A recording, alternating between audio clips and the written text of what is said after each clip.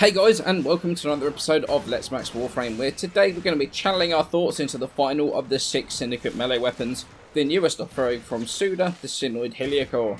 Now the Heliocor was one of the latest melee weapons to be added into the game to Cephalon Cimerus as a reward for doing his standing farming. A lot of people, myself included here, felt that it was a complete slap in the face for Cephalon 2 to take a weapon that had literally allowed 5 minutes and come out with a better version. So what changed between then and now? Well, this version can be picked up, as I mentioned, from Cephalon Suda, after rising to their max rank, getting to Mastery 8, and spending 125,000 standing to be able to grab it. But what's the difference between this and the standard Heliocor? Well, it gets a lower base damage of 120 compared to 140. The majority, 102, comes in the form of impact, 12 as puncture, 6 as slash. Supplemental stats are a little bit different as well. Whereas the standard Heliocor was a big crit weapon, Synoid comes with lower crit chance of just 10%, but retains the same crit multiplier of 200%, and in return for that drop in crit, it gets a buff to status chance to 20%, it gets a faster attack speed of 1.08, and also a buff to its channeling damage of 180% compared to the standard 150. In addition to those changes to the base stats, the Syndicate proc that normally comes with those Syndicate weapons has been replaced with a pretty cool and interesting mechanic. Any enemy that dies to the Synoid Heliocor while you're channeling, it will create a spectre of that unit, much like Necros' Shadow of the Dead would. But unlike Shadow of the Dead, you only can have one spectre at a time, and that will only last for 30 seconds. As you can see in the top right of the screen, the Suda logo counting down is the time remaining on that spectre. There are a couple of things to remember with this though. Like a deploy of spectre, you can tell them to hold position, so grabbing an infested healer or a shield osprey, park them next to an objective can be hugely useful. You can also grab things like Hayeka Masters, because of all the cats that spawn, they count as your allies as well, and will usually last longer than the Spectre itself, again like Shadows of the Dead does. In terms of the build, I've had to do quite a bit of testing as to which build to go for. Since I just didn't know the first thing about channeling builds, it's not been, it's such a long time since I've actually made a channeling weapon. I added 2 V-polarities to the weapon, because it doesn't come with any at all, which is really helpful. In those, I went for Prime Pressure Point, Prime Fury, then we got Killing Blow for more channeling damage, Corrupt Charge for more channeling damage at the expense of a little bit of channeling efficiency. To counter that and to keep the channeling cost down as low as possible, we have Reflex Coil. Means that after that we actually have a channeling cost of 4 energy per hit, which isn't actually too bad. After that, Body Count, so we can keep that combo counter as long as we possibly can. And then we got 2 dual stat elemental and status mods, brings that status chance up to 44%, meaning we're going to proc status roughly 1 in 2 hits. It probably, well, slightly below to be honest. The way I formatted this though means you can change out that for a 90% elemental mods and just try to go full on damage with it.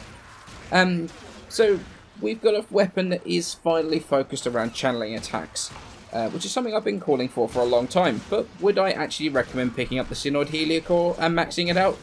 No, I actually don't recommend it at all.